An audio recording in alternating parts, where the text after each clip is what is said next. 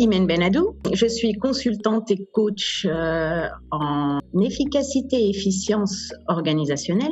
Je suis Laurence Garrido, j'ai quelques années d'expérience dans le domaine de la direction des ressources humaines. J'ai créé mon propre cabinet spécialisé dans tout ce qui va être accompagnement de l'identité du dirigeant, mais globalement de l'identité de l'entreprise. Je suis à l'EDEC, professeur et responsable de toute la partie pôle du développement professionnel à destination des parcours exécutifs dirigeants. Je suis basée en Angleterre, à Cambridge, et je suis fondatrice d'une entreprise qui s'appelle Cambridge Insights. Et je suis spécialisée dans le leadership et l'innovation.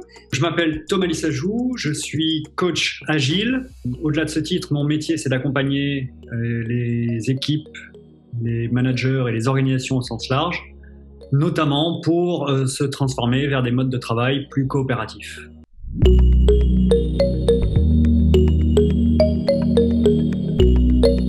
On est plusieurs cercles, et dans un de nos cercles, un collègue qui avait été certifié, qui nous en avait parlé, et bon, c'est resté. On s'était dit, tiens, ça c'est intéressant. Ça avait l'air très complexe. En fait, Human Synergetics, qui est un outil qui est utilisé au niveau de RICO Europe, et qui satisfait en tout cas RICO sur le plan international, on s'est dit que pour avoir un langage commun, une culture commune, des repères communs, ça serait pas mal d'utiliser l'outil Human Synergetics en France pour démarrer cette transformation de culture managériale. Eh bien, c'est par une Écossaise qui habite à Singapour et qui vient de s'associer avec une Néo-Zélandaise qui travaille avec Human Synergetics depuis 10 ans. En fait, j'avais vu les outils de Human Synergetics il y a quelques années quand j'avais été visiter une des universités en Norvège. Et on m'en avait parlé, j'avais regardé un petit peu, je me suis dit, c'est très intéressant. C'était pour un programme de leadership. J'ai ressenti le besoin, au-delà de tracer des directions, proposer des pratiques, d'être capable d'émettre un diagnostic sur la culture des organisations.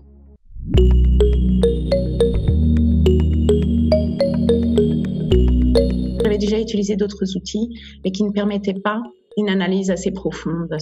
Ça restait un peu superficiel. On n'était jamais sûr vraiment si on pouvait utiliser l'outil. On ne pouvait pas vraiment utiliser les autres outils pour aller dans le comportement. Ce que j'aime bien dans cette approche, c'est que c'est un outil de développement. C'est-à-dire qu'on est vraiment dans une approche soft, centrée à la fois et sur le résultat et sur l'humain, en donnant à l'autre tout son espace. C'était une idée en fait au départ. C'était une idée de me dire, tiens, il faudrait que tu ailles chercher des projets à plus forte valeur ajoutée, peut-être plus internationaux aussi. Et pour moi, ça a été tout de suite, c'est une opportunité, un outil international qui a fait ses preuves un peu partout. Ce qu'on a aimé, c'était que cet outil, pour moi, ça donne des données, en fait. Ça te permet de comprendre un petit peu où tu es, quel genre de pensée que tu as, le comportement que tu as. J'étais à la recherche d'outils, de modèles qui permettent de descendre jusqu'au niveau des comportements. De voir quels étaient les comportements sous-jacents qui contribuaient positivement ou négativement à la culture de l'entreprise.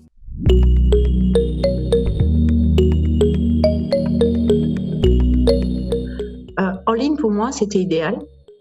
L'utilisation des outils comme Zoom ou autres, vous étiez vraiment à l'aise. En fait, on oubliait qu'on était en virtuel et que je pense aussi tout le monde était très engagé.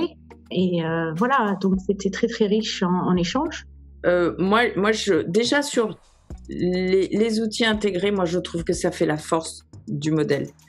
C'est parce que c'est décliné à toutes les dimensions. La dimension collective totale entreprise, la dimension leadership, la dimension équipe, la dimension de l'individu et ses styles de vie. L'interaction avec les participants, on était un groupe de 6, c'était vraiment facile. Alors, selon les modules, des fois 4, des fois 6, on avait vraiment un traitement VIP en matière d'accompagnement et de transmission.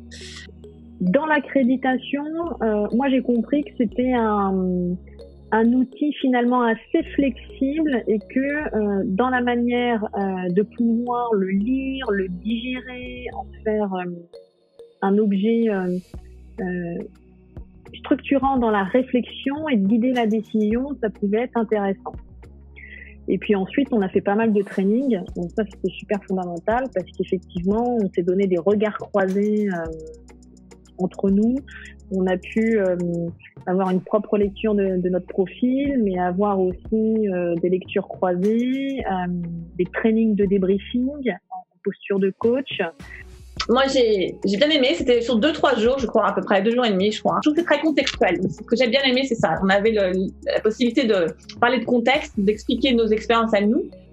Et j'ai aimé aussi le fait qu'on a le LSI 1 et 2. Donc, vous avez, en fait, le premier, c'est sur nos perceptions à nous, sur ce qu'on pense, ce que l'on fait, ou voilà. Mais ce qui est très intéressant aussi, c'est de savoir ce que les autres pensent de nous. Parce que ça, c'est les deux perceptions, en fait. Et souvent, c'était différent.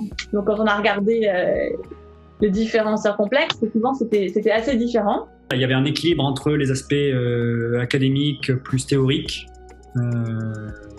qui étaient toujours abordés et pour lesquels on avait du matériel, mais surtout des cas concrets, des cas pratiques et des retours d'expérience entre ceux des consultants, des experts, et des discussions de nos expériences individuelles dans des contextes différents. Donc un bon mix pratique de manière à ce que ça soit applicable.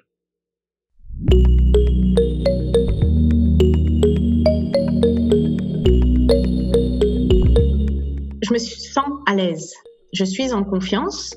Je comprends le modèle. Je sais comment l'utiliser, comment le lire un rapport, comment débriefer un rapport. Je sais voir la trame, hein, le fil rouge. À la sortie de la formation, hein, une fois l'accréditation terminée, elle est modérée, je trouve, me concernant. Je ne peux pas parler pour les camarades, mais elle est modérée parce que oui, je me sens à l'aise au global.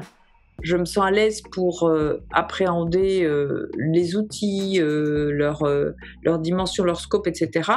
Mais je ne me sens pas encore suffisamment à l'aise pour faire face à des questions pointues. Donc, il faut pratiquer. Je pense qu'il faut vraiment pratiquer. L'accréditation en tant que telle, c'était un super point de départ. Et que j'ai une approche structurée un peu différente suivant les personnes que j'allais avoir en face de moi. Et donc toutes ces préparations que l'on a fait aussi en amont, et je ne sais pas si elles font partie traditionnellement de l'accréditation, mais en tout cas m'ont énormément aidé à, d'une part, à être pertinente dès le démarrage dans les débriefings, mais aussi à asseoir une forme de confiance et de légitimité sur l'outil, alors même que j'avais encore peu d'expérience de celui-ci. Oui. Donc moi je fais sur un autre programme, donc je l'ai utilisé tout de suite. Et là j'ai 3 coachings maintenant sur un autre gros programme, donc j'ai vraiment l'occasion de l'utiliser tous les mois, plusieurs fois. Donc ça c'est vraiment très très bien. Et donc, je pense que comme dans tous les outils, je pense qu'il y a, vous avez assez de confiance après l'accréditation, hein, tout à fait, avec ce que tu nous as fait, le programme très bien. On avait vraiment eu assez d'expérience. Il y a un guide qui est très bien fait. Toi, tu es toujours présent si j'avais une question, donc ça c'était très très bien aussi. Le niveau de confiance par rapport à la maîtrise du sujet, je pense qu'il est bon, puisque je pense que je sais en parler, je sais repositionner ces questions dans pourquoi s'intéresser à la culture quand on cherche à se transformer. Autant je peux être en mesure de proposer, de mettre en relief des choses de manière plutôt qualitative, avec des verbatims au travers d'ateliers, et c'est une chose qui faisait déjà partie de mon éventail de pratique. Autant y intégrer, on va dire, quelque chose d'un peu plus poussé sur le plan culturel. Pour l'instant, je ne sais pas encore faire. Mais voilà, ça ne saurait tarder.